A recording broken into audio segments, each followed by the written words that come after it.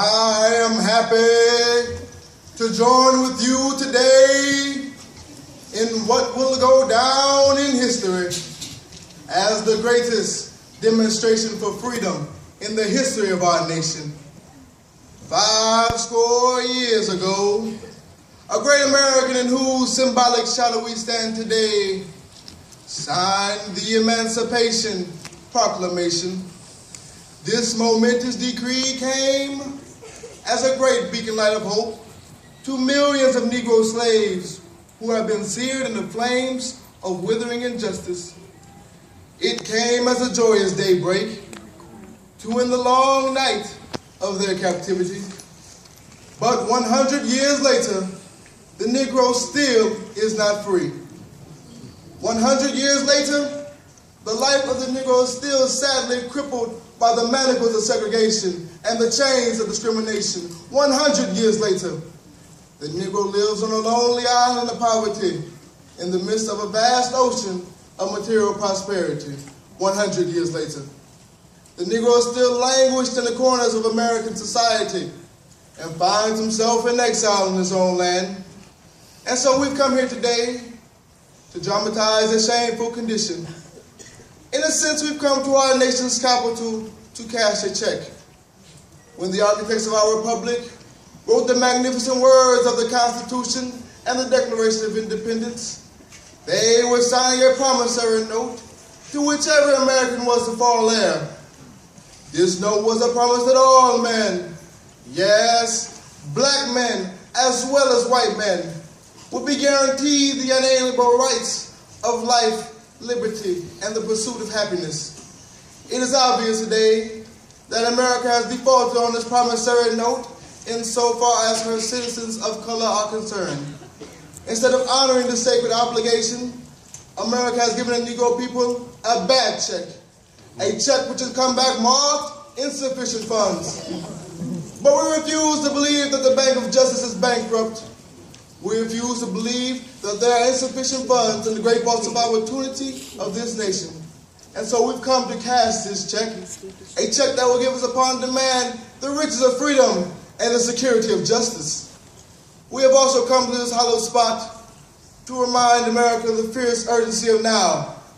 This is no time to engage in the luxury of cooling off or to take the tranquilizing drug of gradualism. Now is the time to make real the promises of democracy.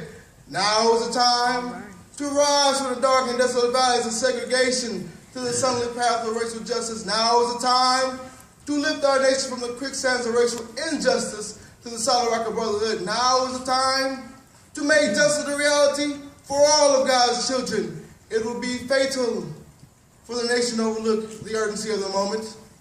This sweltering summer of the Negro's legitimate discontent will not pass until there is an invigorating autumn of freedom and equality. 1963 is not an end, but a beginning. And those who hope that the Negro needs to blow off steam and will not be content will have a rude awakening if the nation is to return to business as usual.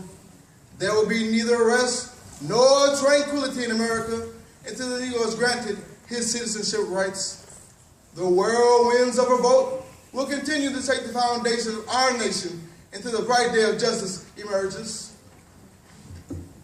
But there's something I must say to my people who stand on the warm threshold which leads into the palace of justice. In the process of gaining our rightful place, we must not be guilty of wrongful deeds. Let us not seek to satisfy our thirst for freedom by drinking from the cup of bitterness and hatred. All right.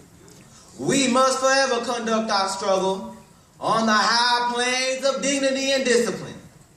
We must not allow our creative protest to degenerate into physical violence again and again. We must rise to the majestic heights of meeting physical force with soul force. The marvelous new militancy, which has engulfed the Negro community, must not lead us to a distrust of all white people for many of our white brothers, as evidenced by their presence here today, have come to realize that their destiny is tied up with our destiny. And they have come to realize that their freedom is inextricably bound to our freedom. We cannot walk alone.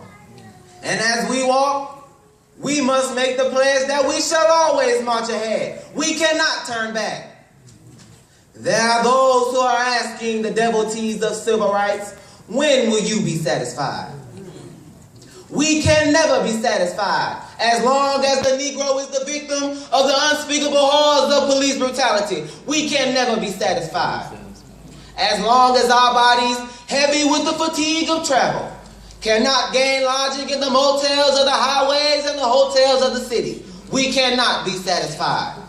As long as the Negro in Mississippi cannot vote, and the Negro in New York believes he has nothing for which to vote. No, we are not satisfied, and we will not be satisfied until justice rolls down like waters and righteousness like a mighty stream. I am not unmindful that some of you have come here out of great trials and tribulations. Some of you have come fresh from narrow jail cells, and some of you have come from areas where your quest for freedom left you battered by the storms of persecution and staggered by the winds of police brutality.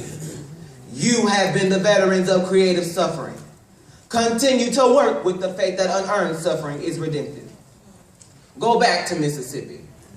Go back to Alabama. Go back to Georgia. Go back to South Carolina. Go back to Louisiana. Go back to the slums and ghettos of our northern cities, knowing that somehow this situation can and will be changed. Let us not wallow in the valley of despair. All right. I say to you today, my friends, and so even though we face the difficulties of today and tomorrow, I still have a dream. It is a dream deeply rooted in the American dream. I have a dream that one day this nation will rise up and live out the true meaning of its creed. We hold these truths to be self-evident, that all men are created equal. I have a dream that one day on the red hills of Georgia, the sons of former slaves and the sons of former slave owners will be able to sit down together at the table of brotherhood. I have a dream that one day even the state of Mississippi, a state sweltering with the heat of injustice, sweltering with the heat of oppression, will be transformed into an oasis of freedom and justice. I have a dream that my 4 little children will one day live in a nation where they would not be judged by the color of their skin, but by the content of their character. I have a dream today. I have a dream that one day, down in Alabama, with this vicious racist, with this governor having his lips dripping with the words of interposition and nullification, one day right there in Alabama, little black boys and black girls will be able to join hands with little white boys and white girls as sisters and brothers. I have a dream today. I have a dream that one day every valley shall be exalted. Every hill and mountain shall be made low, the rough places will be made plain, and the crooked places will be made straight. And the glory of the Lord shall be revealed, and all flesh shall see it together. This is our hope. Yeah, this is the faith that I go back to the South with. With this faith, we will be able to hew out of the mountains of despair a stone of hope. With this faith, we will be able to transform the jangling discords of our nation into a beautiful symphony of brotherhood. With this faith, we will be able to work together, to pray together, to struggle together, to go to jail together, to stand up for freedom together, knowing that we will be freed one day. And this will be the day when all of God's children will be able to sing with new meaning. My country, 'tis of thee. Sweet land of liberty, of thee I sing. Land where my fathers died, land of pilgrim's pride. From every mountainside, let freedom ring, and if America is to be a great nation, this must become true. And so let freedom ring. From the prodigious hilltops of New Hampshire, let freedom ring. From the mighty mountains of New York, let freedom ring. From the heightening Alleghanies of Pennsylvania, Let freedom ring from the snow-capped Rockies of Colorado. Let freedom ring from the curvaceous slopes of California. But not only that, let freedom ring from Stone Mountain of Georgia. Let freedom ring from Lookout Mountains of Tennessee. Let freedom ring from every hill and molehill of Mississippi, from every mountainside. Let freedom ring, and when this happens, when will our freedom ring? When we let it ring from every village and every hamlet, from every state and every city, we will be able to speed up that day when all of God's children, black man and white man, Jews and Gentiles, Protestants and Catholics, will be able to join hands and sing the words of the old Negro spiritual. Free at last, free at